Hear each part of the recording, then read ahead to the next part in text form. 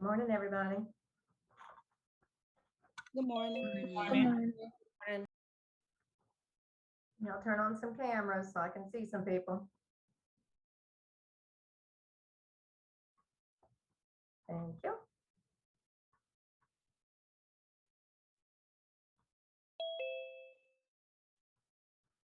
Hard to talk to a dark screen. I can see some smiling faces. All right, almost finished, guys, huh? Getting the home stretch in, yay. Almost done with clinicals. Yeah, did y'all get your pharmacology grade yet? Not yet, still. All right, well, if it comes through while we're in lecture, y'all just tell me to stop so everybody can run look at their score real quick, you know, because I don't want to take away from that, so we can celebrate, you know, and say good job to everybody. So, all right, so we are going to finish up mobility today. We're going to talk about ALS and we're going to talk about Parkinson's disease. Okay, these are again very similar to the others that we've talked about. Nothing, you know, earth-shattering. Basically, the differences are what causes these. They are hormone related, so it's related to glutamate in ALS, and it's related to dopamine in Parkinson's. So we're going to just talk about that and some treatments, and we'll take a break about 11:30, and we'll get y'all out of here. So ALS, if you look here, you will see, can y'all see my screen? No. No? Okay, try that again.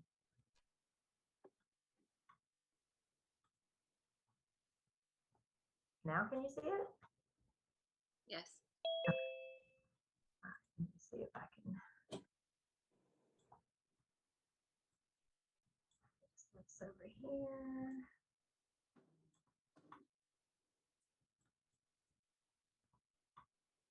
I'm used to doing this at home on my own computer, and this one at work does not work as well as my home one does. So I can't quite get it to do what I want it to do. All right, so if you look at this picture, it looks very similar to what other disease we just talked about? MS, right? We're talking about neurons again. So this is your normal, healthy neuron. Everything looks good. Got your normal myelin sheath. Your messages are being sent from here down to your nerve endings to the muscles, and it tells your muscles to do its job, right? Over here, you can see this one's looking a little shriveled, looking a little sad. And then as you go down the sheath, you see where it's deteriorating, right? So this is what happens in ALS. The difference between what's happening in ALS and what happens in MS is that these breaks, okay, in the myelin sheath, instead of just slowing down the signal like it does in MS, where it might take me a minute to get my words out, it actually just physically stops it. Okay, it completely stops that signal and shuts it off. And this myelin just continues to deteriorate and deteriorate and deteriorate to the point where there is no muscle control. Okay, and so, you know, our diaphragm is a muscle, right? It helps us to breathe. So eventually that stops working and the patient ends up trached.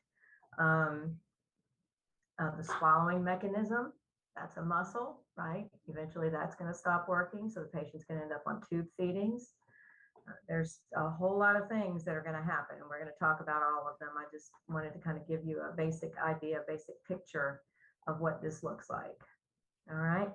So ALS, it's also called Lou Gehrig's disease. So Lou Gehrig was a baseball player, and he was very famous, and he got the disease, and so they named it after him. But most people nowadays just call it ALS. So, and I know all of you have heard of plenty of local people here that have ALS. Everybody knows about it. I used to show a video about Steve Gleason, but everybody would cry, and so I didn't want to deal with that again. So I'm not showing that video today. Don't want everybody crying. but you know it's a neurological disease. It attacks the nerve cells responsible for controlling the muscles, like I just said. The cause of ALS is unknown. However, if you look at the fact that, okay, so Lou Gehrig played baseball, right? Steve Gleason plays football. Several other football players that are famous also have ALS. Some were just recently diagnosed. What do they all have in common? Sports. And so these sports are played on grass. Grass is treated with pesticides, with herbicides, okay? So they are starting to link these chemicals in the grass with these diseases. So that being said, you know, you think about all your children out there playing sports in these fields. You know, we have little 5-year-olds, 3-year-olds, 4-year-olds, 5-year-olds running around in the grass. Do we know when the last time that grass was sprayed with fertilizer or weed prevention or anything else? No, we got no idea, right? And our kids are out there putting their hands in that stuff and putting it in their mouth. They're going to eat their orange slices after they just played with their soccer ball that's rolling around in all these pesticides and herbicides. And we wonder why we get these things, right? We're ingesting tons of this stuff and we don't even realize it. So I don't say that to scare you. I say it to make you aware so that when you have your kids out there playing these sports and stuff, make sure that you're conscientious about washing their hands before they put their little orange slices in their mouth and before they eat their gummy snacks and drink their fruit juice and all these kinds of things. You want to make sure that you've washed their hands. Just try to do the best you can. I mean, obviously we can't completely prevent them from being exposed to these things, but you know, the more they link these diseases to these chemicals, the more important it is that we try to prevent our future generation from being exposed to these things, right? So they're definitely, you know, linking these things to toxic pathogens and to the pesticides. It's most common in Caucasian males between 55 and 75. However, they also link it to things like Agent Orange and chemicals that military people are exposed to during war and during their military practice. So if you think about the age that they're seeing it between 55 and 75, that's probably related to, you know, just those cases that we have now. But people are getting ALS younger and younger and younger. So that is going to change. The most common ages are just based on the data we have now, right? It's not because genetically at that age, you're going to get ALS. It depends on when you were exposed to something that's going to cause these neurons to start malfunctioning and the glutamate to become productive, okay? Let's see if I can get it to switch here. All right, so let's talk about diagnosis.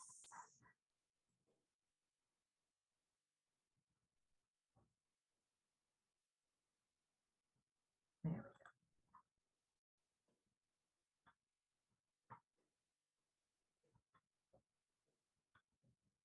Computers here running real slow today. What exactly ALS is? ALS stands for Sorry. is a rare and progressive neurodegenerative disease affecting over 3,000 millions. Let me just a second. Let me turn that up for you. Hang on just a second. Let me find my volume over here. It's not cooperating. To begin, let's briefly go over what exactly ALS is.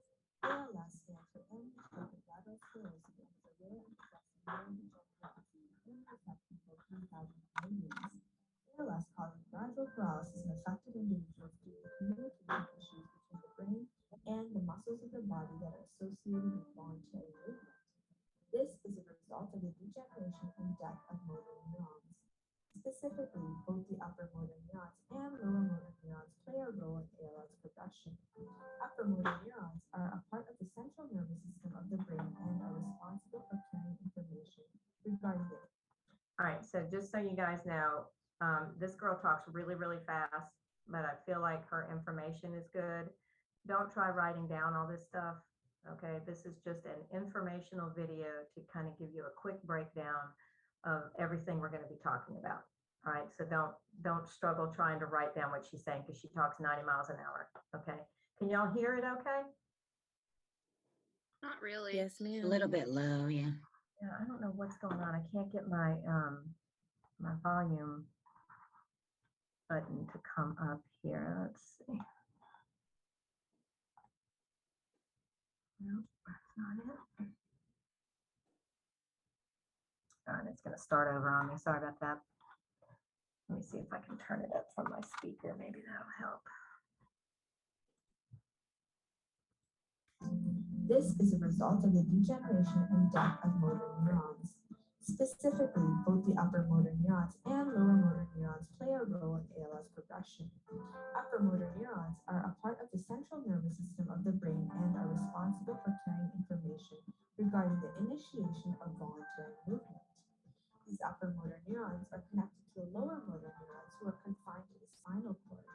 Ultimately, lower motor neurons connect to the muscles of the body and allow them to complete the voluntary movement. Think of it like a relay race.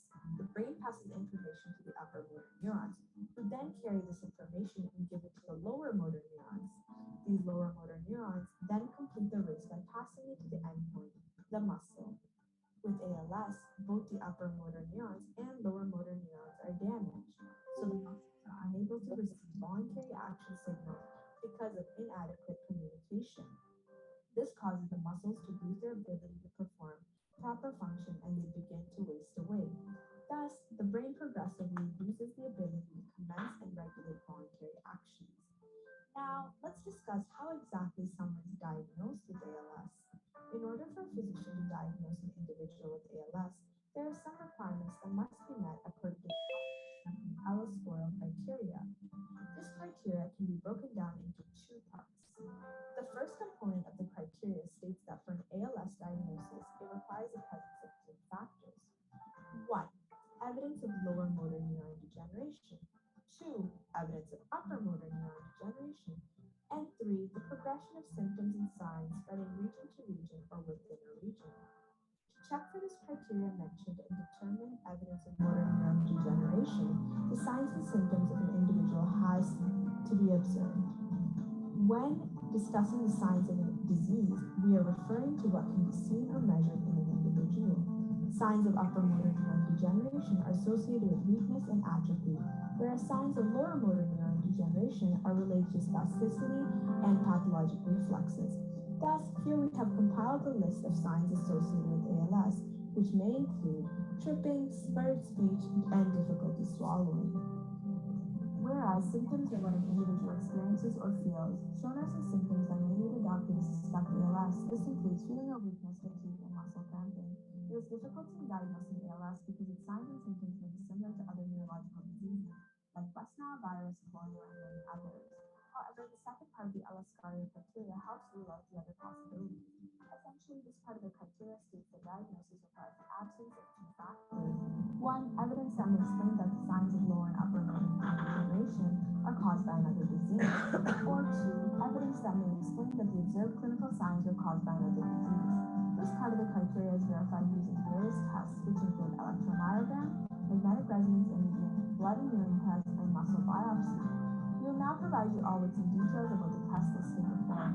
For an electromyogram, also known as EMG, the doctor evaluates the electrical activity by inserting a needle electrode into various muscles through the skin.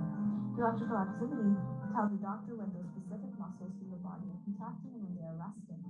These help the doctor determine whether they have another nerve or muscle condition causing the same symptoms. This in conjunction with other tests, EMGs study the extent to which nerves are supplied to muscles or the lack of. They are also used to confirm lower motor neuron degeneration. Magnetic resonance imaging, also known as the MRI test, uses various radio waves and magnetic fields to produce images of the spinal cord and the brain. This is not used as frequently, but in rare cases, MRIs of spinal cord may provide enough information to support the diagnosis of ALS. Doctors may also request a blood and urine test to be completed. Analyzing blood and urine samples allows you to get rid of the other possible causes of symptoms and signs. Notably, there's a special marker in our blood and urine samples called AOH2DG. marker is an indicator of oxidative stress experienced by our bodies. In other words, this marker is modified version of our DNA, which forms as a result of the gene consistently going through damage and repair due to healthy ALS. As such, those with ALS will see increased levels of this marker. If the doctor is more convinced that an individual has a muscle disease over having ALS, the doctor would recommend them to go through a muscle biopsy. During this, a part of the muscle is removed and gets analyzed in a lab. Biopsies are not typically done unless there is overlapping in symptoms observed in other diseases. As such, this is used as a last resort in the diagnosis process. In conclusion, by meeting each of the points in the aforementioned criteria, a physician is able to diagnose an individual with ALS. Preceding this, the patient will receive the recommended treatment to help with reducing symptom severity. All right. Turn my speaker back down again. Okay, so I know she talks really fast, but I think it's a really good video. It's a good explanation, kind of a rough, rough draft, so to speak, of the process. I mean, diagnosing these neuro diseases, they all sort of overlap. Their symptoms all overlap. Everything is very similar. It takes, like I told you with MS, it can take up to a year to get a diagnosis. And for, MS, I told you spinal tap was your definitive final step. For ALS, it's that muscle biopsy. They're looking for that marker that they were talking about. And once they do that muscle biopsy, then, it's pretty much a done deal. Now, the thing that you must know about ALS is that it is a terminal disease. You will die from ALS, okay? You will die from complications of it. It is not something, the medications do not cure it, treat it. The medications are simply symptom specific, okay? The medications that they give you when you have ALS are just to treat the different symptoms that the patients have. There's absolutely nothing that you can do for ALS. It's very unfortunate. Stop. Hello? Yeah? Oh, sorry, I was talking to my dog. I'm so Oh. sorry. Okay, that's all right. Yeah, so, just keep that in mind because it's really important if you have a patient that is newly diagnosed, okay, that you talk them through that process. And it's not easy. It's not easy to do. Nobody wants to talk to somebody about, death and dying. But unfortunately, you've got to be comfortable talking about these things with your patient, especially if they're newly diagnosed. They need to understand about the 5 wishes. Does everybody know about 5 wishes books? No. Okay. So 5 wishes is it's just a little paper book. It's not any big deal. It's just a little piece of paper. You can get in any hospital. Everybody has them. They come from either your case manager, your social worker. You can get them down in the admissions office, and they'll be glad to send it up to you on any unit. So when you have a patient that has a terminal illness, they need to understand that there are important decisions that are about to have to be made, right? They need to be able to state while they can whether or not they want to be ventilated. Do they want to have a PEG tube? Do they want life-saving heroics done for them in the event that they should code? All these things have to be stated, right? And these patients will lose the ability to speak. So they need to take care of this upon diagnosis, not delaying it, because it can progress very quickly or it can progress at a moderate pace, but it's going to progress. There's no way to stop it, okay? Like Steve Gleason, he has been, he has baffled everyone because they really did not anticipate he was going to live more than a few years. And here he is, I think he's in like year 8 or 9, something like that, of having this disease. So it also helps that he has lots and lots of money. He can, afford to pay for the best treatments and the best care. Not most people can't do that. So they will not live as long as he does. So it's important that you advocate for the patient and that you get them this 5 wishes document. Tell them to have, fill it out while they can, make their wishes known, have it witnessed by 2 people. And I always recommend that they have it notarized just so that there's no doubt as to whether or not it's a legal binding document, okay? And it specifies literally down to exactly what you want done. All right, very important. They probably also will need a medical durable power of attorney. They're going to need somebody who's going to be able to sign papers on their behalf, make decisions on their behalf when they are no longer able to do so. Okay. So signs and symptoms of ALS. This patient is going to have fasciculations, which is just a fancy word for muscle twitching. Okay. It means that all of their extremities are going to twitch. And the thing with ALS is that it's not like Parkinson's. With Parkinson's, it's like a tremor. But with ALS, it's more like a twitch, just like it says. And it's something that the patient will notice, kind of intermittently. They're going to be like, what is that? Like, is it something like a muscle cramp? They're not sure what it is. And then as it progresses and gets worse, they start to get a little nervous. And that's usually how it ends up being diagnosed, is that they'll start with that little minor twitching in their hand when they go to pick something up. And then they end up going to their doctor trying to figure out why they're having these muscle cramps. Okay. Muscle cramps, in addition to the twitching, they're going to have cramps in their legs, just like with MS. I told you about, the muscles in your feet drawing up, the muscles in your hands drawing up. That spasticity will occur with ALS also. Muscle weakness, including the diaphragm. Now that's as it progresses. It doesn't typically start right away like that. You don't immediately have trouble breathing when you first get diagnosed with ALS, but it is something that's going to progress to the point where you cannot breathe on your own. The sad part of ALS is that cognitive function is not affected at all.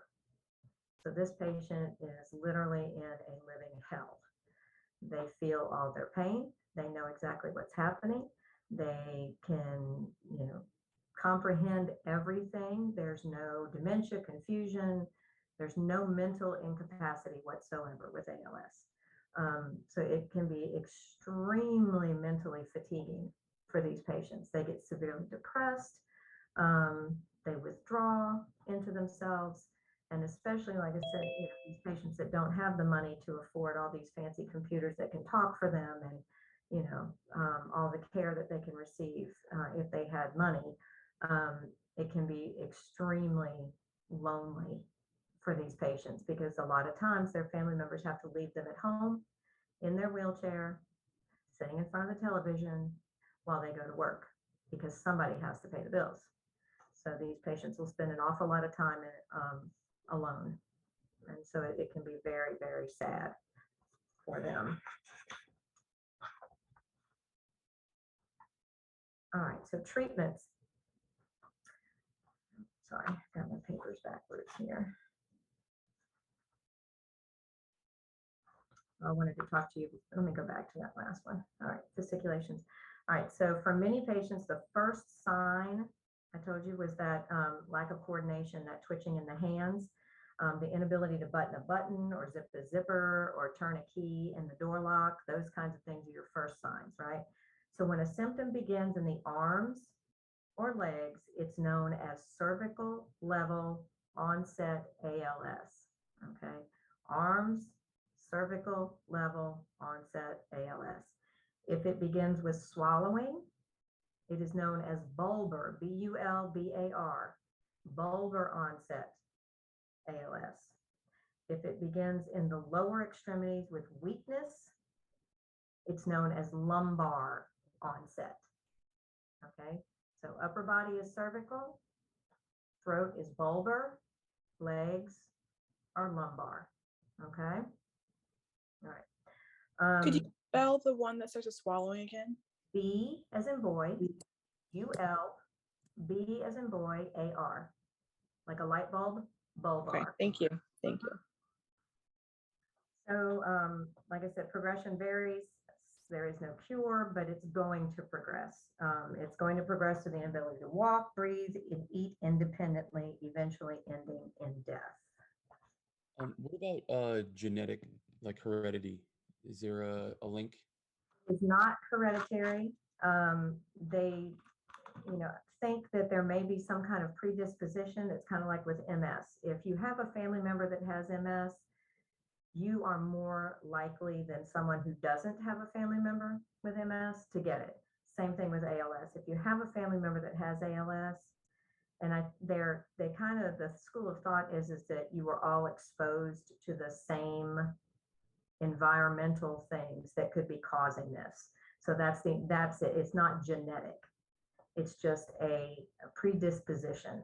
And basically that comes from environmental factors, not genetic factors. Yeah. All right, let's see here. All right, so your treatments.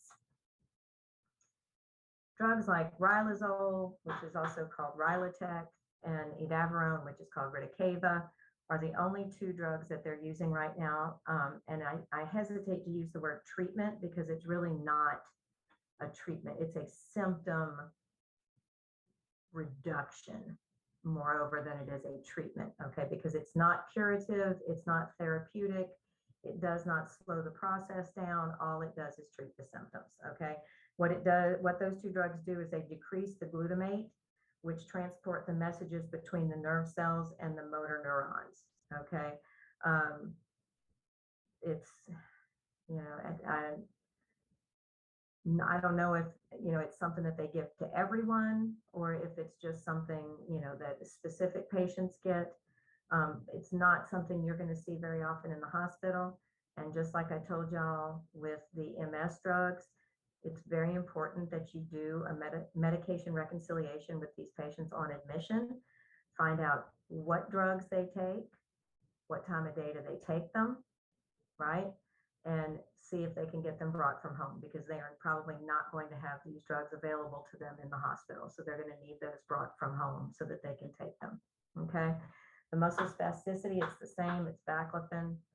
That's pretty much the drug of choice these days for muscle spasms. Gonna make the patient sleepy. So these patients are gonna have to work with physical therapy, right? They are gonna need range of motion, even if they are in the bed all day. They are still going to need a physical therapy consult. They're going to need somebody to come in and do range of motion exercises with them, you know, get them moving around because otherwise everything just gets stiff and locked up and it's very painful for the patient. So most of these patients are not going to be hospitalized because of ALS, just like MS. They're going to be hospitalized because they have a UTI or they have pneumonia, which is a complication of ALS. They could have sepsis. They could have, you know, have been in a motor vehicle accident. I mean, there's all kinds of things that would get them in the hospital. But this is not going to be their primary diagnosis for why they're in the hospital. Okay. So just always keep that in mind. But physical therapy is going to need to see them. Speech therapy is going to need to see them. We have to evaluate them to see, can they swallow effectively, right? We don't, if this patient's not on tube feedings yet and they're still eating, we need to monitor that and see, you know, how are they doing with that? Because family members will tend to say they're doing just fine, but then you go in and see them drinking some water and you notice that they're coughing and coughing and coughing and coughing, and you know these are signs of aspiration. They're not doing okay. Perhaps we need to do a swallow study, a barium swallow study on this person to see if it's time to switch to tube feedings for them and get them a peg tube. So these are all things that the nurse needs to be able to recognize so that you can make sure that the doctor orders the appropriate therapies for these patients. The nutritional support, again, if the patient is not eating because they're coughing all the time, it's definitely time to start talking about maybe putting in a peg tube. Breathing support. They could need intermittent breathing support during the day in the form of like a BiPAP, right? Some forced pressure to help keep their oxygenation up during the day until the point where they get to they're going to have to be trached and put on oxygen 24/7. Okay. Let's see. The drugs that are mentioned here, the Rilotec and the Ridicava, all they do is prevent or promote survival, prolonging it only by a few months. So it's not like this is a drug that they're going to be on long term. These are drugs that they give towards the end just to try to give them the benefit of the last few months of their life being a little bit better. Okay. Once they start on tube feeds, most of these patients receive bolus tube feedings. Okay, so a bolus tube feeding means they're not hooked up to a pump. It means they have a PEG tube. You put the syringe into the PEG tube and you actually pour the feeding via gravity, just like as if you were drinking an Ensure. Okay, and it goes right on into the stomach. And they usually do that 3 times a day, just like a normal person eats. That's what they're going to do. And then intermittently throughout the day, you give them water the same way. Okay, so just think of it as in terms of if you were giving it by mouth, it's the same thing. It's just a liquid diet. Okay. So what kind of things do you think you might be looking for in a patient that is on bolus feeds? What kind of things do you have to make sure of with that patient? Blood sugar. Blood sugar, right? Because those tube feeds are high in sugar, right? So you're definitely going to be checking their blood sugar. What else? That it's emptying properly. That it's what? Empty? Emptying, like the stomach's able to push it through and it's not sitting there. Checking those residuals, right? Before you feed every time, you want to check those residuals to see if they're actually able to process it. Because as this disease progresses, the stomach may lose its ability to process this food as quickly, and you might have to reduce the amount that you're giving, right? We need to always be evaluating that. But what about when we're doing the feedings? What do we need to pay attention to? Make sure that the PEG tube is patent. PEG tube is patent. What about the head of the insertion site is not irritated. Oh yeah, you sit them up. Yeah, they got to be sitting up. It's that head of the bed thing. Okay, so that's your priority. With an ALS patient, your priority is to prevent aspiration pneumonia. Okay, these patients have an oxygenation problem and they have a swallowing problem, right? All of that musculature is not working. They can't cough and deep breathe, right? They're not going to be able to do that. Their diaphragm is not working. So you have to help them out. You make sure that head of the bed is at 30 degrees. And then after they eat, you leave it that way for an hour. Let them have a chance to process that food before you lay them back down. Okay.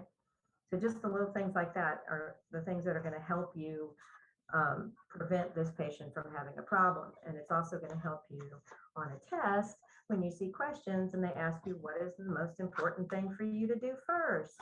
Head of the bed, right? Head of the bed goes up. Okay. So just make sure you keep those things in mind.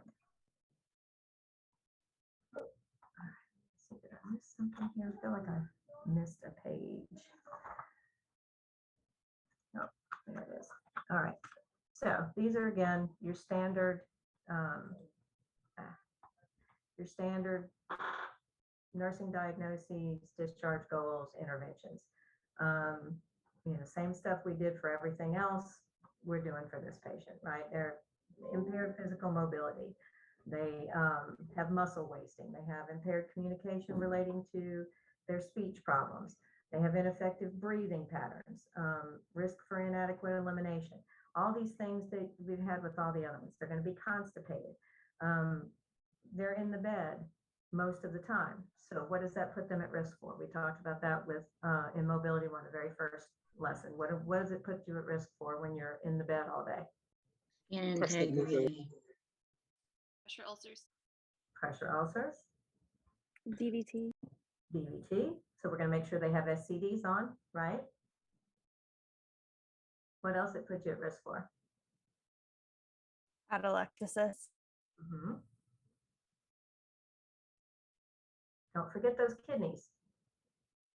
Urinary, Oh, retention. remember Yes. urinary stasis. We talked about that.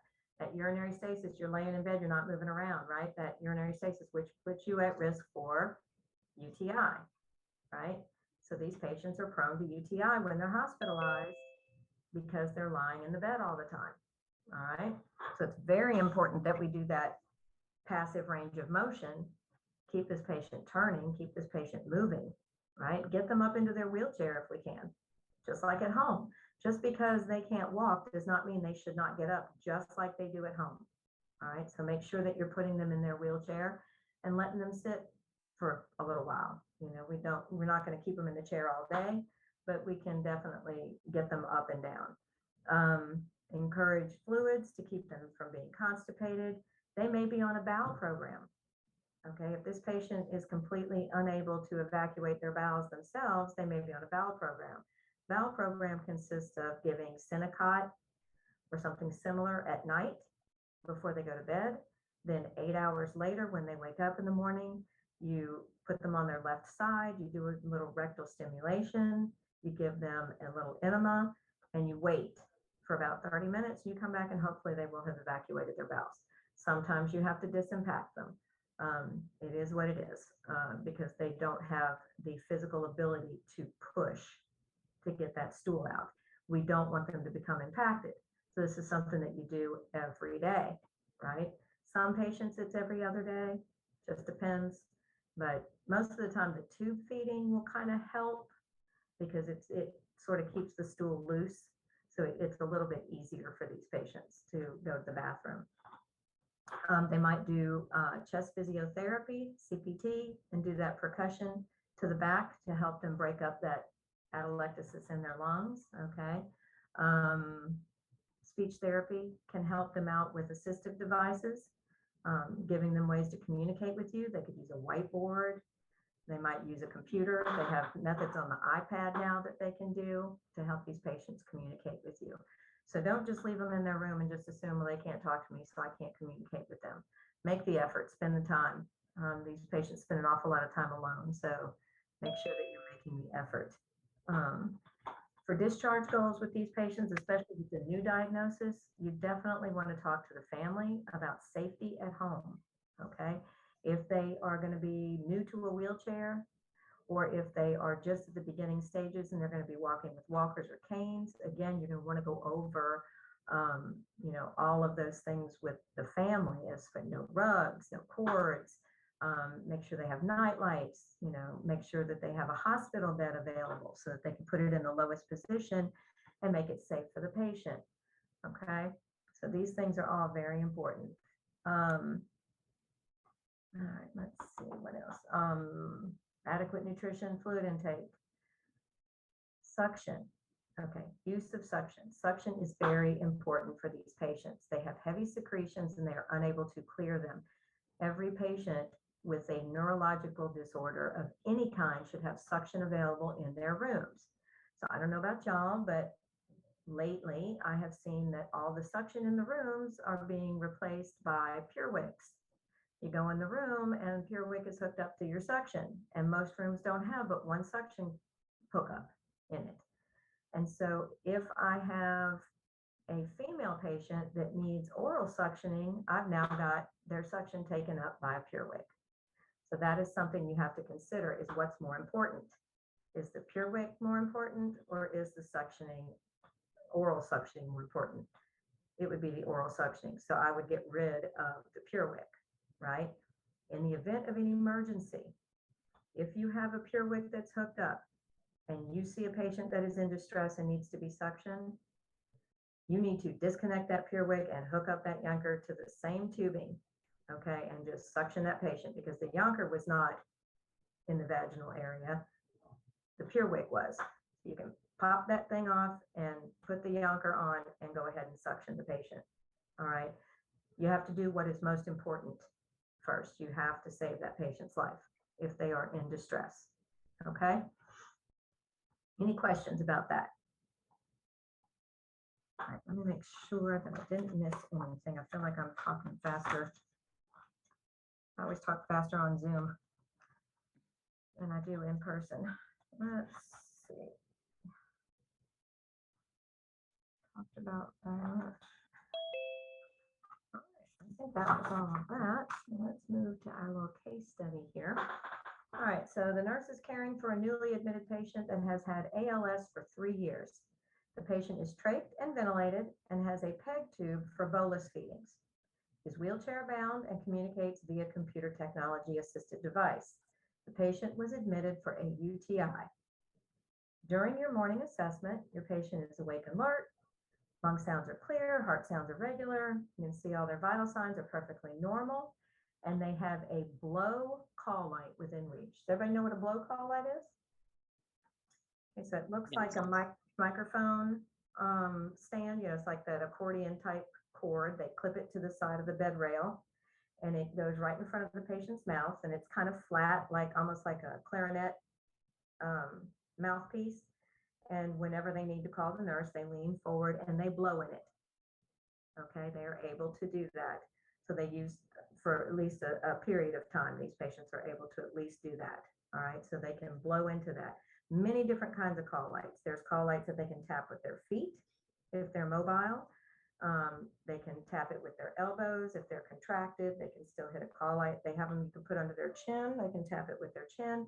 Every single patient in the hospital must have a call light. Okay, there is nothing worse and more anxiety producing for a patient than to be alone in a room, immobile, unable to call for somebody and not have a call light. Okay, so every single patient gets a call light of some sort. All right. So what are some of the potential complications for this patient?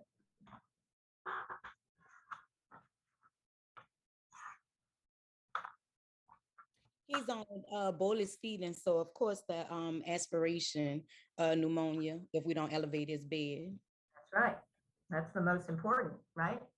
That is the number one complication with these patients is aspiration. So you see a question on the test that says, which patient you're going to see first? You're going to see this guy or this guy or this guy or this guy. If one of them is at risk for aspiration, that is always going to be the patient you see first, right? Because that's going to kill the patient. So always remember, always be thinking that when you're taking these tests and you're looking at these questions as to who you're going to see first, it's always the patient that might die.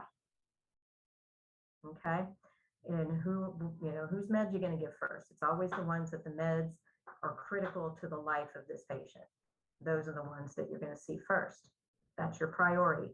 When you're doing an action for a patient, when you're looking at a test question and you're seeing you're supposed to be doing actions, which of these actions is life-saving? Which one of these actions that I have to put in order is going to save my patient's life? That's the one I'm going to do first, right? So just keep that in mind, right? So that was right there. yeah. So the answer to that question is just aspiration or aspiration pneumonia. Aspiration. Okay. Which leads to aspiration. Right. Yeah. All right. So that's one complication. That's your number one, big bold, right? Aspiration. What else? What other complications might this patient have? And pressure ulcers. Mm-hmm. So what are we going to do? We're going to put a sign on the door that says, don't forget to turn me. Yeah. Right? Okay. What else? Well, he's got a urinary tract infection, so. Yeah. So he might have impaired urination, right? Because he's got an infection there. So we need to make sure that we're monitoring his eyes and nose. He's on tube feeds and he's got a UTI. Do you think he's sitting in there drinking water? No, because he's not able to, right? He can't drink water by himself. So we have to be his arms and his hands. We have to be conscientious about it and proactive. Go in there and give that bolus of water, right? Because this patient is not necessarily saying, I'm thirsty, okay? They may want their mouth swabbed out with a little swab because they still do feel thirst in their mouth. They still do get that dry mouth. So you want to swab them out. But we also need to make sure we're giving them plenty of water to keep them from getting constipated and to flush those kidneys out because we have a UTI, right? And we already talked about how being in the bed causes urinary stasis. So that's just going to exacerbate this person's UTI, okay? Good job, good job. All right, so what precautions, excuse me, should be in place for this patient? Fall, aspiration. So when you say aspiration precautions, that means what? What would that involve? Elevate the head of the Head of bed and Bed greater than 30 degrees, right, at all times. This patient is never to be flat, except when you are cleaning or turning them, right? Other than as little as possible, they are to be flat. They should be 30 degrees, right? They should have suction in the room. Every single patient that has an inability to clear their secretions on their own should have suction in their room. Okay, that's an automatic. Bed in lowest position, right? And then make sure they have a call light that they can operate. And you need to make sure that they can operate it. Don't just go in there and hand them a call light. You know, I see nurses do that all the time with some of these elderly patients. Okay, your call light's right here. And that patient has no idea how to use it.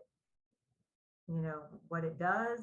I had one the other day that was looking for the TV remote, and it was the call light was in their hand, and they didn't understand that it was the TV remote, the call light, the lights, it did everything. Nobody bothered to explain it to them. They never knew. So just make sure you're telling your patients exactly what these devices do. Just like this patient may be new to the hospital, not knowing what a blow call light is. They need to be educated on that. We can do, we need to do frequent rounding on this patient, all right, because they can't communicate. So they may not, maybe they won't call us because they figure, you know, it's pointless to call. They can't even say what they want. That's the other thing. The secretary needs to know, right? The secretary on the unit, because if this patient calls and they say, may I help you? What are they going to hear? Nothing. Nothing, right? They need to have a note on their screen that says that this patient cannot speak. That way they immediately send somebody down to that room to see what the problem is, okay? Proactive. So you go in the room, it's lunchtime, you give the patient a 300 cc bolus of feeding. The head of the bed's at 30 degrees. Everything's good to go. They tolerated the feeding well. You leave the room. 5 minutes after, patient calls. All right, patient says, you go in to see the patient's having difficulty breathing. All right, what are you going to do first, second, and third? Give me your priorities. What are your top 3 priorities? Check the airway. Okay. Listen to them chest. Elevate the head of the bed, then apply oxygen. I'm sorry? Yeah. Elevate the head of the bed and then apply oxygen. Elevate the head of the bed. That's the first thing you're going to do. If they're at 30 and they're having trouble breathing, first thing we're going to do is raise them up, right? Got to raise them up first. If they look like they require suctioning, if they have something coming out, if there's not anything coming out, there's no point in that's not going to help them, right? The suctioning is not going to help them because their breathing issue, their aspiration issue may still be down here. They may not have gotten anything up. Okay, so head of bed up. Second step would be to suction if they needed it. If not, we're going to go directly to listening to the lungs, because do we know that they aspirated? No, we just see that they're in distress, right? It might be something else. We're not sure. We need to listen to those lungs. Trust me, if they've aspirated, you will be able to hear it. It is very wet and very gurgly. Okay, it's almost like blowing bubbles under the water. All right, very, very, very obvious when a patient has aspirated. If you're catching it right away after they've aspirated. All right, then the third thing you're going to do is call the doctor, because we're going to need a chest x-ray. Okay, we're going to need to take this patient down, get a chest x-ray, see if they in fact have aspirated. All right, so that way, excuse me, we know if we need to make adjustments on how we're feeding them. Perhaps they need to be in high Fowlers when they're eating. Okay, had a patient 2 weeks ago, we were at about 35 degrees. We were administering tube feed via bolus feeding for her, and all of a sudden she starts throwing up, and that tube feeding is literally coming straight out of her mouth. As we're pouring it in, she's vomiting it out. So things were definitely not the way they should have been. Okay, so she needed to be in a high Fowler's position. Because her peg tube was very high up in her gut. And so it just made it to where if she was even the slightest bit reclined, it just came straight out. All right, so you just have to assess your patient and make adjustments accordingly. So why do you hypothesize that they aspirated? Obviously, head of the bed, right? It was that their head of the bed was too low. Perhaps we pushed it too fast. Perhaps we might need to slow down on our bolus next time. Maybe they weren't processing their food, right? So did we check residuals? We need to make sure we're doing that, okay? We already talked about the, what interventions we're gonna do. All right, any questions about that stuff?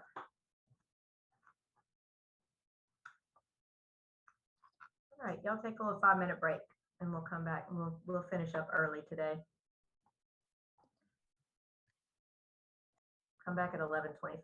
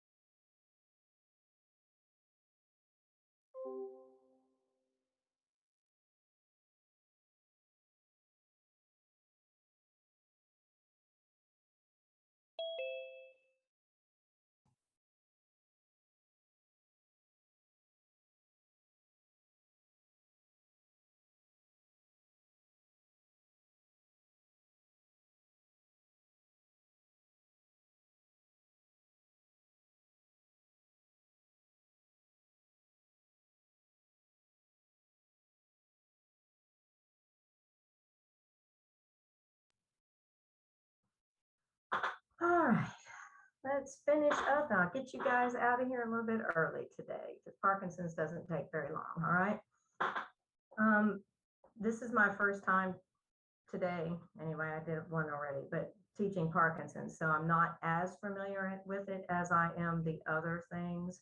But again, it's very similar in the sense that all of your nursing diagnoses and your interventions are all going to be very similar. It's all going to be about avoiding the complications of aspiration, avoiding, falls, safety, those things. It's all going to be about the same, right? And none of these things are curable, right? So all of these are going to be about symptom management, not curing the disease, okay? So just keep that in mind. All right, so Parkinson's disease, it's progressive neurologic, and it primarily affects movement, right? Has anybody in this class, do you have a family member or a friend or anybody that has Parkinson's? Anybody want to share? My Yeah. grandfather did. Mm-hmm. Okay, y'all share your story. Destiny, was that you? I thought. Yes, my grandfather had Parkinson's. I was young though, so I don't remember everything, but I just know he used to have like a lot of tremors, hallucinations, and you saw like progressively how he went from like everything being normal to being bedridden, and then he was on hospice and he passed away. So it was a quick process? Or It was kind of quick. I think maybe it might have taken maybe like 3 years. It was like anywhere from I was like 10 to 13. Wow. Okay. Thank you for sharing that. Anybody else? Callie, did I hear you say you had somebody? My grandmother recently passed from Parkinson's in February. Oh, Angel? Yes. Okay. So She how long did you have it? she had it for a while. She actually had surgery for it. They put some kind of stent in her to neuralize the nerves, I think. Oh, they put a brain stimulator in? Yeah, a brain stimulator. Wow, that's Yeah. exciting. Yeah, we were talking about that this morning. I told the students in the live class that you're not going to see those very often. So that's exciting. I'd love to hear more about that when we get to that slide. If any of it looks familiar, please do share. Okay. Did that help her at all? It did in the beginning, but over time it just got worse. Yeah. Yeah. So they actually said that her lifespan was going to be shorter than it actually was. So we're assuming that it helped a little bit just to like prolong her life. Right. Well, that's good. Yeah. Right. And anybody else? Callie, I think you had somebody. It wasn't anybody I knew super well. It was like a friend's grandfather that I spent a lot of time with, but yeah, I wasn't there at the end. I just saw kind of the progression a little bit more towards the beginning of when he didn't have anything, and then he just started having the tremors and not being able to walk very well, and us having to like cut things up for him and stuff like that. So yeah. With all of these that y'all are talking about, what about their personalities? Did their personalities change over time that you noticed? My grandmother's did. She was always really playful and a joking person, but she started to like forget things like that. Did she get like flat affect where she was neither happy nor sad? She was just kind of there. Yeah, like a blank expression. Yeah. Yeah, and She that's did for a while. Yeah. But like she'll come in and out. Okay. Yeah. All right. Yeah. And was she on any of the medications before she got the brain stimulator? Yeah, she's always been on when she first found out, they had her prescribed like a lot of medications. Okay. But she also had other things like wrong with her, like glaucoma and stuff. So I'm not really sure which medication. Yeah. Gotcha. Yeah. And I know one of the Parkinson's medications, which is one of the main medications for Parkinson's, cannot be given to somebody with glaucoma. With glaucoma, yeah, contraindicated. So that's tough. Yeah. Tough. So, well, thank y'all for sharing that. So it affects 500,000 people in the United States, 10 million worldwide, increases in incidence over the age of 60. More men have it than women. And again, they think that, we're looking at genetics and environmental exposure to toxins. It's a combination deal. Like we were talking about before, it's not 100% that, if your grandmother had it, that doesn't mean you're going to have it, or if your mother has it, it doesn't mean you're going to have it. It just means that you are more likely to, if you are exposed to the same toxins, right, that possibly caused it. You may have a genetic predisposition to getting it, okay? And there is no way to prevent it. It's not something that you can exercise away or eat away or any of those things, okay? So if it's going to happen, it's going to happen. So what causes Parkinson's disease? So it has to do with dopamine. All right. So when you have, people talk about dopamine receptors and dopamine all the time. People that are depressed will take medication that increases their dopamine, makes them happy, right? Dopamine is the happy chemical in our body. It makes us laugh. It makes us smile. Things trigger dopamine to be released. Like, I love a piece of chocolate and a glass of wine. Somebody gives me a piece of chocolate and a glass of wine and my dopamine goes crazy and I'm a happy camper, right?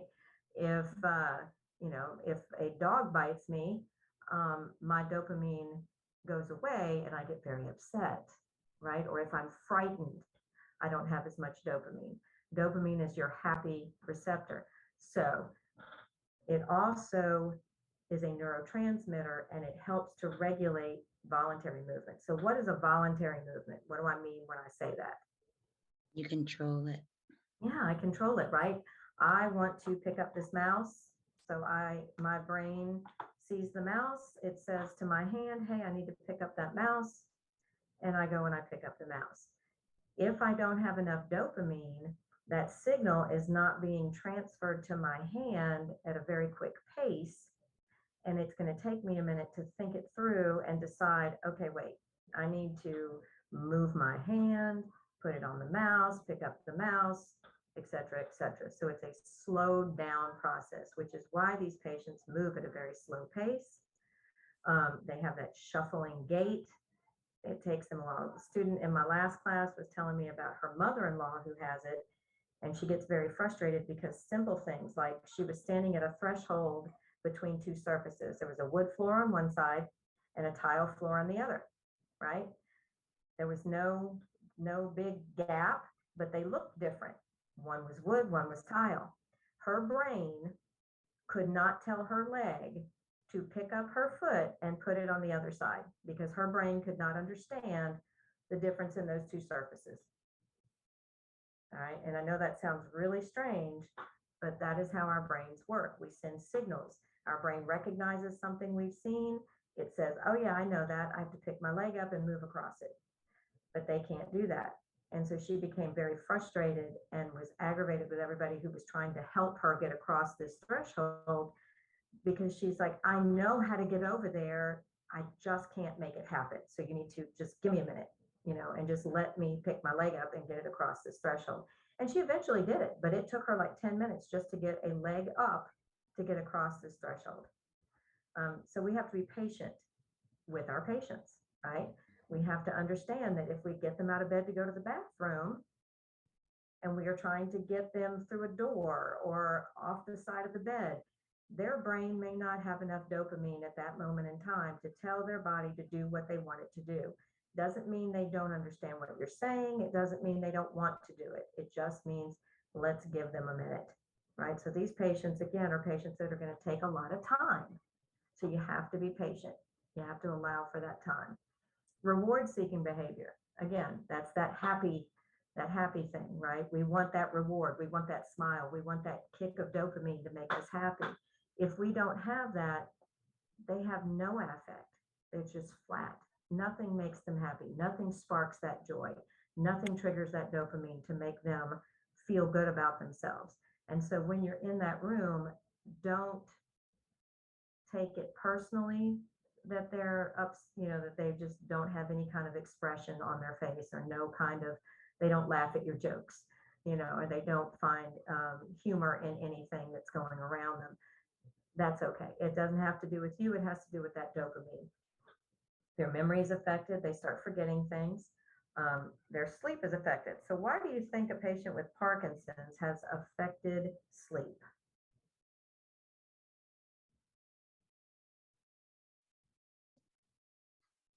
What's going on with their body? What do they look like all the time? They can't stop moving. It's not moving.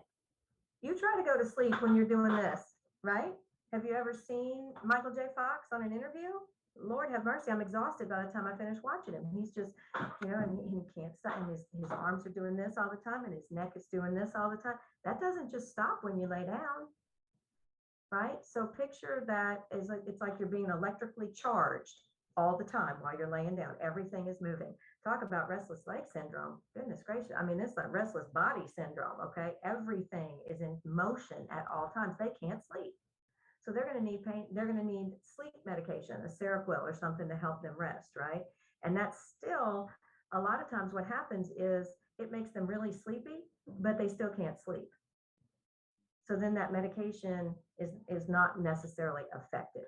They feel the need to sleep. They're just not able to do it. And then we talked about the flat affect. So Parkinson's disease is a decrease in dopamine. All right, so make sure you remember that. It's important to know that it is a decrease in dopamine. All right, and the presence of Lewy bodies on the neurons. So if we went all the way back to that picture of that neuron, way back several slides ago, when I was showing you that picture of that nice healthy neuron and then the ALS neuron, what you would see is, okay, so it's going to be a nice healthy neuron, right? It's not going to have all that demyelination because that's not what type of disease this is, okay? What it's going to have is protein deposits in that neuron. So in addition to having your little nucleus and your little, your little round neuron and your nucleus, you're going to have a big glob of protein on there, okay? And then it might also build up down that pathway. You're going to have all these Lewy bodies, which is little deposits of protein. So instead of having that fuzzy signal, again, you're going to have that dead stop. It's going to be like somebody cut your phone line, all right, because that protein is in the way. So you got your signals coming, it hits that protein and it says, no, can't do it. Can't tell my foot to pick up because there's something blocking that signal. It's not getting to the muscle, right? So when that muscle stops getting those signals over time, it just starts breaking down again, right? And we have that same effect that the ALS had, right? Is that everything starts deteriorating, you start slowing down, movement slows down, they start leaning forward to try to maintain balance in their body because they don't know where they are in space. They don't know what space they take up. And so they start to lean forward and then they have this like shuffling little movement that they make when they walk. Okay. So the clinical manifestations, the motor manifestations are in stage 1. Okay. When you first are diagnosed, it is unilateral. It is only on one side of the body. And it depends on where that initial effect is in the brain, right? Because our brain works opposite, right? If my initial neuron effect in the brain is on the right-hand side, my left-hand side is going to be affected. If it's on the left-hand side, my right-hand side is going to be affected, right? And so it's going to start with the tremors, okay? Just little mild tremors. And now you may see people, I know for me, I'm super hypersensitive to it. I'm always thinking everybody's got Parkinson's. There's, people that have familial tremors is what they call it. It might be medication induced. It might just be, something in their brain. You'll see people, at the dinner table, they're trying to pour something and it's just shaking. I'm always questioning, do they have Parkinson's or is this a medication issue? What's going on here? Because that's how it starts. And they usually will ignore it. Most patients will ignore this behavior and think, no, it's just I'm tired, or I'm on too much caffeine, or I'm this or I'm that. Sometimes it's more than that. Pill rolling is just, you'll see them doing this with their fingers. Okay, And there's no explanation for it. And they don't even know they're doing it. They just start rubbing their fingers. It's almost like just something to do because their hands are shaking. Then they start doing this pill rolling. Sometimes you'll see them doing it on their clothes. They'll just start rubbing their clothes or a button. This is when, if they're in the hospital, those vests that they have in the hospital that have like little laces and little buttons and things that the patients can play with, those are great for Parkinson's patients because they gives them something to do. Stage 2 is when it becomes bilateral. Okay, that means that you are now having affected areas in both sides of the brain. Okay, so it's starting to spread. All right, and it can cause bradykinesia and balance issues. So bradykinesia just means that they're slowing down, both their voluntary and their involuntary. All right, meaning they're breathing slower. They might have bradycardia, right, because their heart is beating slower. They might have postural hypotension, where they go to get up out of a chair and all of a sudden their blood pressure drops. Okay, so all of those things start happening in stage 2. So as this disease is progressing, they get more and more and more symptoms. All right, so we've got the shaking, the pill rolling. Now we've added on slow movement, shuffling gait. Okay, so it's kind of, you can see, you know, how it progresses on. Then as you progress into the final stages of it, independent living is impossible. Okay, they cannot drive. They most likely cannot bathe themselves. They are not safe to be alone in the home because they are so prone to falling because they can't pick their feet up, number one. So you're shuffling along, right? And if you have any rugs in the house or if you have a slick floor, there's multiple ways that a patient can fall. Most people have some sort of a stoop or stairs or something. This patient is not going to be able to go up that because they can't tell their leg to pick up to get up that step. All right. So this becomes a real problem for a lot of these patients. The postural instability develops late. Like I said, they get that stooped posture. Retropulsion is the tendency to want to walk backwards. For some reason, they can walk better backwards than they can forward. That forward motion causes them to feel off balance, where the backward motion, they can actually pick their feet up and move backwards. It's a very strange phenomenon.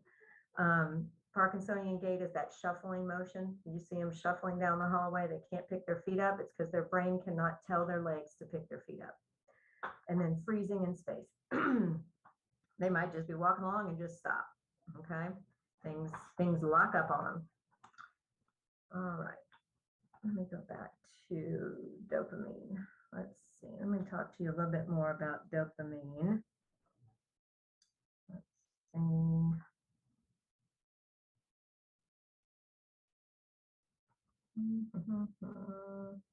I already talked about that. All right. So this is your clinical manifestations. This is what they look like. All right.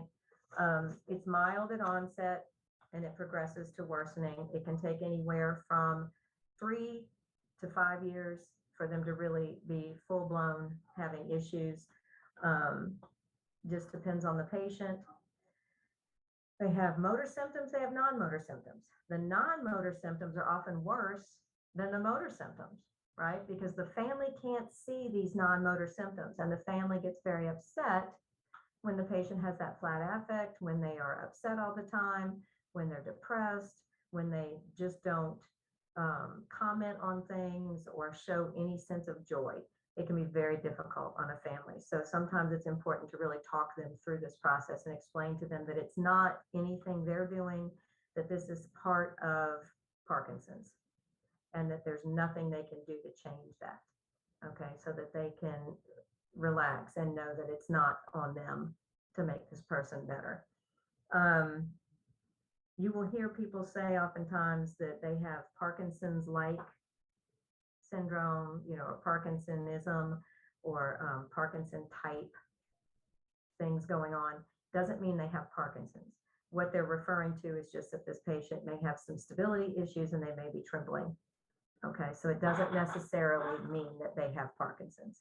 In order to be diagnosed with Parkinson's, you have to, you know, go through all the testing and it will be a specific diagnosis, okay? Initially, it presents as fatigue, irritability, and sometimes the loss of smell. Okay. I'm not sure why, but it frequently begins in the area of the brain that controls smell.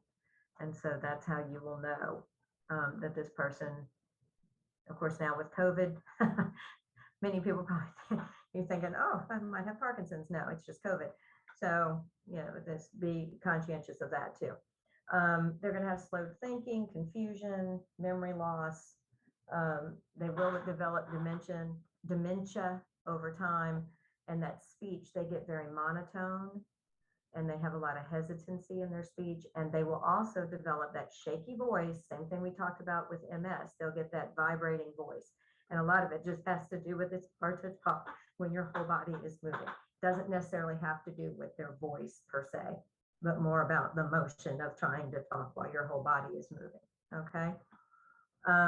The depression, anxiety, panic attacks. Again, the student this morning was telling me that her mother-in-law has panic attacks because she realizes she's be very independent. Now, all of a sudden, she can't do anything on her own. And she fears simple things like going to the grocery store, walking out to the mailbox.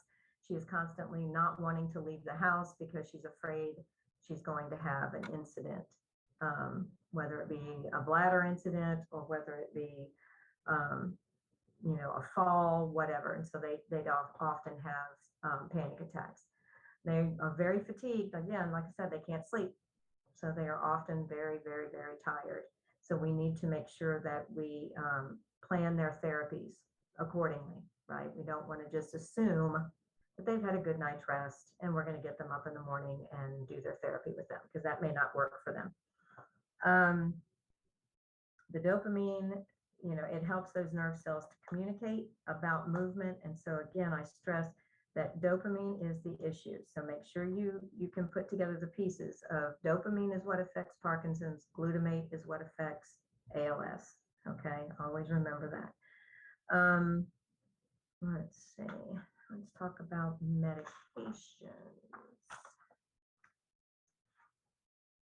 Let's talk about diagnostics first. Let me see, I think that's next, yeah. So diagnostic testing. They usually will do an MRI or a CT. But most of the time that's normal, right? They're going to do the MRI, they're going to do the CT, but they're doing that as a rule out process to rule out anything else. Okay. Most of the time it's going to be normal. They're going to do what they call a SPECT scan, which is a single photon emission computerized tomography. Okay. This scan is where they inject a radioactive dye into the body, and then they do like a nuclear scan. It's basically an X-ray to see how your organs are functioning. Okay, so they're going to go through and look at the uptake of this dye and see if everything is working as it's supposed to. So as the nurse, what do you think your role would be before, during, and after the test, if taken into consideration that it is a machine, it is a procedure, it's going to require radioactive dye. What types of things do you think that you would need to do as the nurse? Allergies, medication check. I don't know if is it like an MRI with metal or no? No, it's more of an X-ray. More of an X-ray. But it is a procedure. So what does a patient have to do before every procedure? Have to consent. Is it? Oh yeah, informed consent. We're going to witness the consent. Never, ever, ever do we get consent. We just witness consent. We never explain the procedure to the patient. If the patient does not understand or has anxiety over the procedure, we call the physician and have them come back and reinforce the teaching that they did with this patient. It is not on us to do that. Okay, always remember that. Our only job with witnessing, with consent, is witnessing. That's it, nothing else. All right, after the procedure, they just had a bunch of dye put in. We want to get them to pee that out as quickly as possible, right? So we're going to push caffeinated fluids or possibly even a bolus of saline, okay? And then obviously we're going to provide reassurance to the patient because they're going to be very stressed out thinking that they had this test done to see if they have a very debilitating disease. All right, so here is that deep brain stimulation that I think it was on Jill was talking about with her grandmother. So they only use it when it's an advanced disease. They put this little electrodes down in the brain, and it has like a little pacemaker that goes under the skin on the chest wall. And basically it allows them to decrease the amount of levodopa that they are taking by causing the brain to be stimulated to create its own dopamine, okay? So the pharmacological management. All right, so patients with glaucoma cannot use Sinemet. Sinemet is your levodopa carbidopa. Make sure when you're talking to your patients about their medications, this is just a little tidbit of information, is don't give them the generic name. Don't say, I have your levodopa carbidopa today. They are going to have no idea what you're talking about. Okay, they know it as Sinemet. They do not know it as these names that we give them. And a lot of times you'll be in there saying, oh, I have your fluoxetine. And the patient's going to say, I don't take that. Oh, well, sure you do. You know, you take Prozac. No, I take Prozac. I don't take fluoxetine. I don't know what that is. So make sure that you're using names that they're familiar with. Okay. And sometimes they'll even say, well, I don't know. I take that yellow pill or I take that pink pill or whatever. They don't know their medications the way you and I know their medications. The thing with Sinemet is that it cannot be stopped abruptly. Okay. And it has to be, these medications have to be given at the same time every day. So what do you think would be important to ask on admission? Last time you had it, or what time you usually take it? What time do you usually take it, right? What time do you take your Sinemet every day? Because the doctor's going to order it when? 9 a.m., right? Y'all see that in your practice? Every drug is given at 9 a.m. except for a thyroid medication that they give at 6:30. Everything else is given at 9 a.m. Although recently I have seen them start to give CoReg at 8:30, which is so bizarre to me. But anyway, so you know, you need to make sure that you are on top of it, because if this patient says, I get up at 6 o'clock every morning and I take this medication, we are not waiting till 9 o'clock to give them this drug, because it will cause them to have symptoms. Just a couple of hours difference in time of taking these medications will cause symptoms. They will start to have muscle stiffness. They will have fever. They will have a little dementia symptoms. It's very strange how this medication is like, you know, you must take it at the same time every day. So find out when they take it and make sure you notify the doctor so that they can put that in their orders, that they take it at, you know, the same time that they are used to taking it. They will also be on anticholinergics. What do anticholinergics do? Constipate. Dry Not- eye. not They side dry effects. body. What is the action? What does it do? It block the parasympathetic nervous system. It blocks acetylcholine, which affects the nervous system, right? And it also affects fluids, right? So blocking the acetylcholine will also help to dry up secretions. So we want to give them these anticholinergics, which could be scopolamine, Benadryl, trospium. These are all medications that will help dry up secretions, but also help to control involuntary muscle movement. Okay, so they'll be on those. And you want to avoid Phenergan, Reglan, and Compazine, which can worsen their symptoms, okay, because it can interact with that acetylcholine. All right, so it can have the actual opposite effect that the anticholinergics have. All right, non-motor. For those non-motor symptoms, we're going to give them some antidepressants. Okay, we might give them an antipsychotic to sleep, which would be the Seroquel I was telling you about. But again, it may or may not help. It depends on how much effect the anticholinergics are having on them. If it's helping to relax their muscle spasms and their spasticity, perhaps then the Seroquel will work. They often have bladder leakage, so they would be taking a Detrol, which is the oxybutynin. They might take that. And then I told you they're going to have orthostatic hypotension, so they're going to want to be on something to boost their blood pressure. So they're going to be on a fludrocortisone. And then the male patients will often have erectile dysfunction and they may want to be on a sildenafil. Just depends on whether or not they are sexually active. Now, keeping in mind that if they have orthostatic hypotension and they are taking sildenafil, what does that do? That's going to tank their blood pressure, right? So we need to know, do they have orthostatic hypotension before we start prescribing anything that's going to further reduce their blood pressure, right? So these patients are patients you would want to monitor if they were having an active MI and you needed to give them nitroglycerin, right? They already have low blood pressure because they have Parkinson's. So we want to make sure that we are putting all these pieces together, okay? When we're treating our patients in the ER that come in with an MI, it's, oh, you have a history of Parkinson's. Well, let me make sure what drugs you're on. Can I even give you nitroglycerin, right, for your chest pain? Because they may not be able to. All right.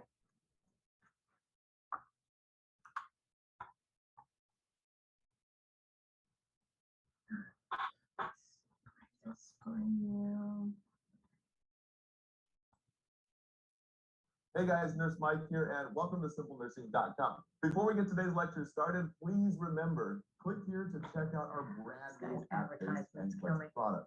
Loaded with the highest drugs, we have carbidopa and levodopa. Guys, this is the #1 drug to know for the neuro section, mentioned heavily in all the question banks.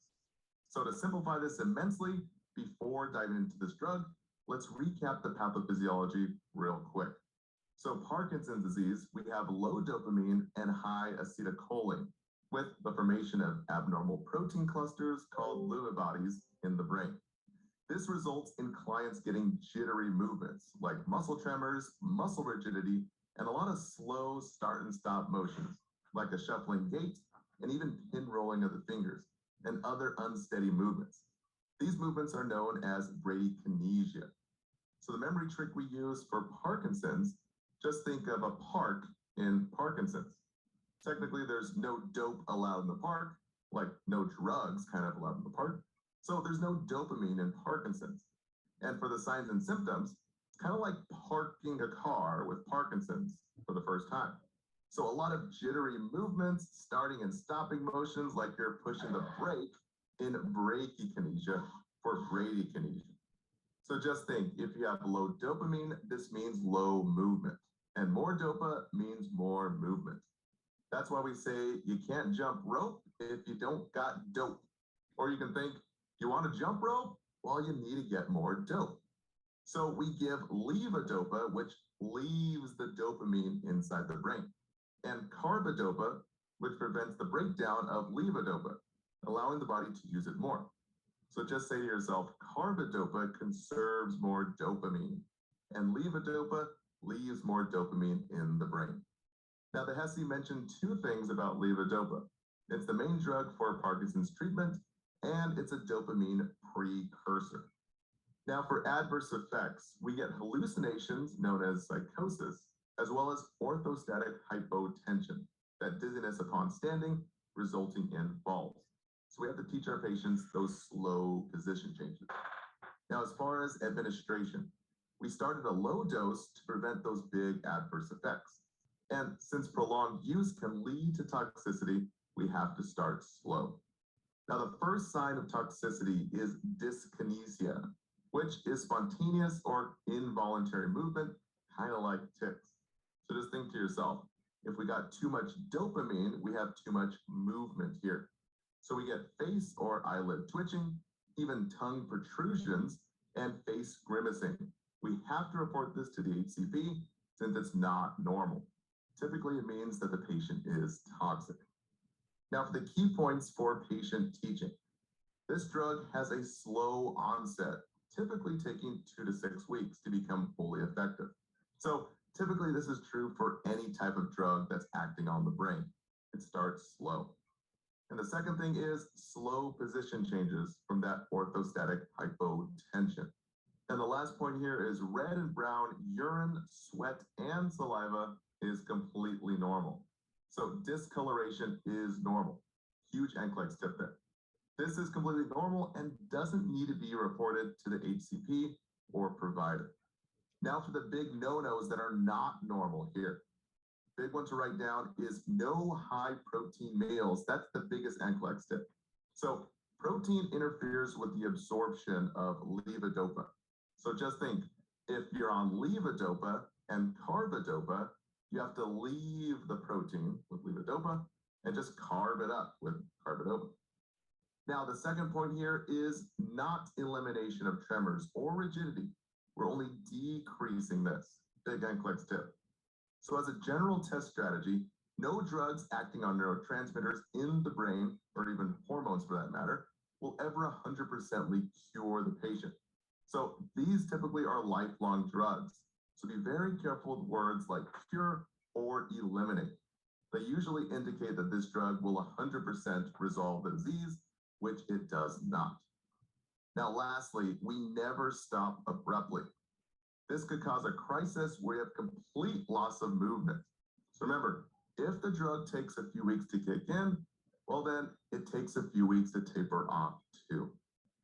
Now here's an interesting side note to switch gears. MAOIs in combination with this drug actually enhance the effectiveness. So the HESI mentions two things. MAOIs, the antidepressant, enhances efficacy, basically effectiveness. And selegiline, an MAOI, is used in adjunct treatment with carbidopa and levodopa. Now, the last point here is, how do you evaluate the medication effectiveness? Or basically, how do we know the medication is working for the patient? Again, just think here. If you can jump rope, then you got enough dope. So the key word is improvement in spontaneous movement. This indicates that it's effective for bradykinesia.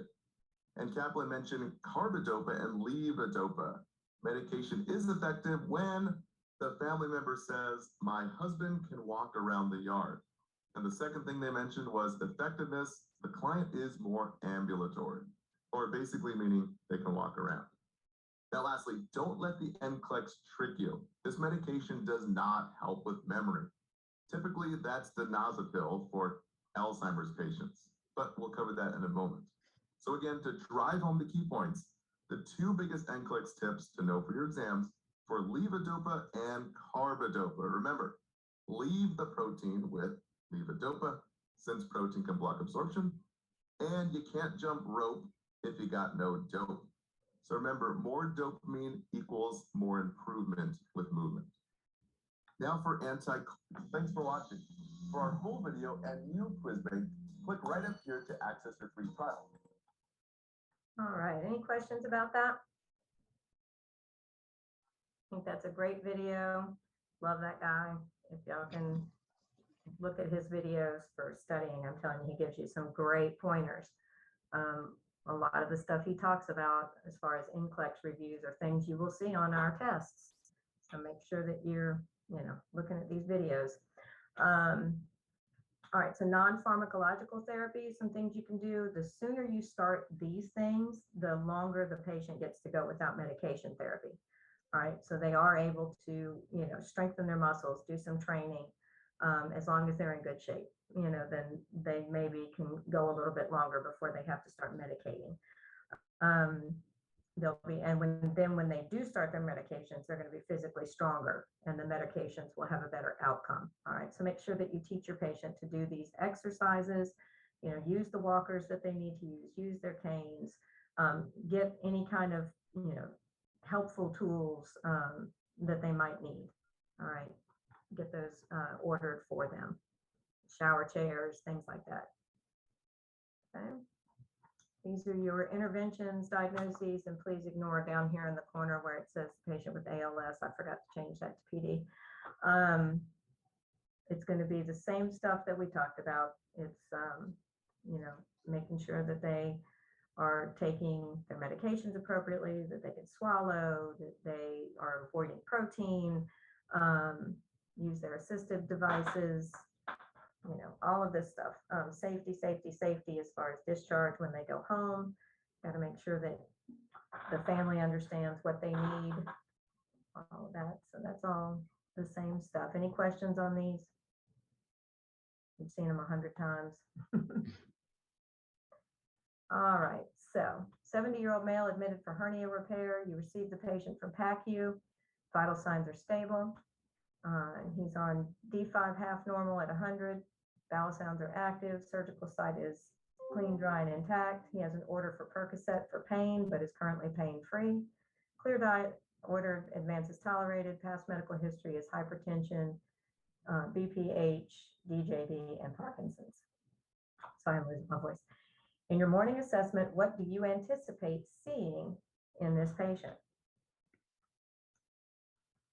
What signs are you going to see when you go in and assess this patient? Flat out. Might have a flat affect, right? What about their speech? It might have slurred speech, right? It might have delayed speech, might have slurred speech. It might be drooling. Okay, that's normal. What else are you going to see? Tremors. Tremors. Yeah, absolutely. You're going to see tremors on this patient, right? Constant moving. You may see him moving it under the sheets. Those legs are steady going, right? That's okay. So your plan of care for the day is to resume their PO medications, Sinemet, TID, Hytrin, QHS, Celebrex, BID, Lexapro, QDay, out of bed ×3, ambulate as tolerated, bedside swallow eval, physical therapy, and speech therapy. What are your immediate safety concerns when you see this plan of care?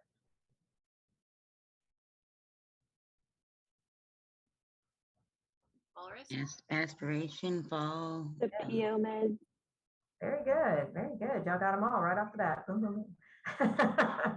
Excellent. So we got to make sure we do that bedside swallow eval before they get any meds, right? We need to know when was the last time they took their Sinemet prior to surgery, right? Very important. Got to make sure we keep that on board, right? No, can't stop it right away. And if they couldn't take it before surgery, we want to make sure they get it right away. But if they start showing the symptoms of, having that withdrawal effect from not taking it, then at least we know it's not a surgical problem. It's not an anesthesia problem. It's because they haven't had their Sinemet. Okay.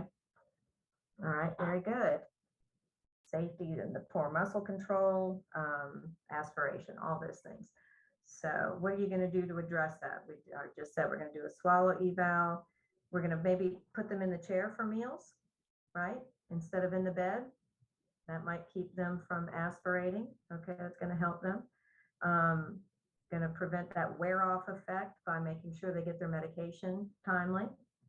Okay, out of bed with assistance only. So that means we need to have their bed alarm on, right? Bed in lowest position, bed alarm on all the time. Do we put up 4 bed rails? Yes. No. No, that's Never, never, ever, ever 4 bed rails. That is a restraint. 3 bed rails is okay. 4 bed rails requires an order, and it is considered a restraint, and you would have to document it as such. That means every hour you'd have to document on that patient. We absolutely never put up 4 bed rails. Yeah. So that's why I always ask that question, is because sometimes we forget that after we've had that lecture before, and then we forget that they tell you those things. That's why I always mention it. Make sure they have on no slip socks, right?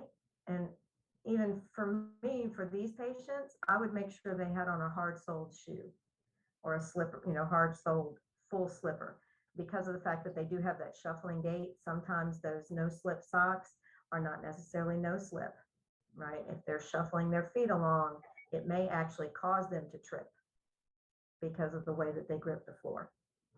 All right. During their speech therapy eval, it's noted that the wife often answers the questions for the patient. What can you suggest to help improve the patient's ability to communicate?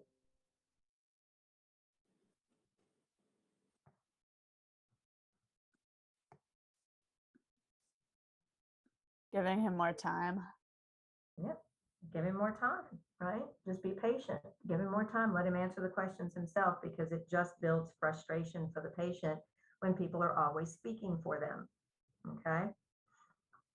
If you speak loudly to these patients, it actually encourages them to open their mouth more fully. So unlike In some instances, like if a patient is not speaking clear English, yelling at them does not help them to speak English more clearly. But in this particular instance, speaking loudly to these patients actually does help them to open their mouth more. Look them directly in the face, speak loudly, and move your mouth very intently. Okay, and that will help them to get their words out. Okay. Let's see. Physical therapy determines it is safe for them to transfer from bed to chair with assistance and perform chair exercises 3 times a day. His wife wants to know why he has to do this. Well, we just talked about that, right? We want to keep them as strong as possible. Okay, these isotonic exercises build strength. Great gait training is essential in order to teach the patient to take bigger steps and not slide their feet, right? And that helps train the brain to make these connections happen. Okay, let's see, what dietary accommodations would be appropriate? There's patients on Cinemet, what can they not have? Protein. Protein, exactly. So we need to give them more carbs, okay? And also the chewing and swallowing, so they might need to be on a mechanical soft or a pureed diet, right? So that they can swallow these things. All right, and for DC teaching of, it's going to be all your standard surgical DC teaching, how to take care of their incision, you know, promoting the exercises tolerated, promoting independence. Use a chair with arms. That's going to help them to get up and down with an abdominal wound. Okay. All right, very good. Any questions on mobility? Okay, if y'all have anything that comes up or when you're studying, just put it on the discussion board and I will respond to you there. Thank you. Everybody have a good spring break. Thank you.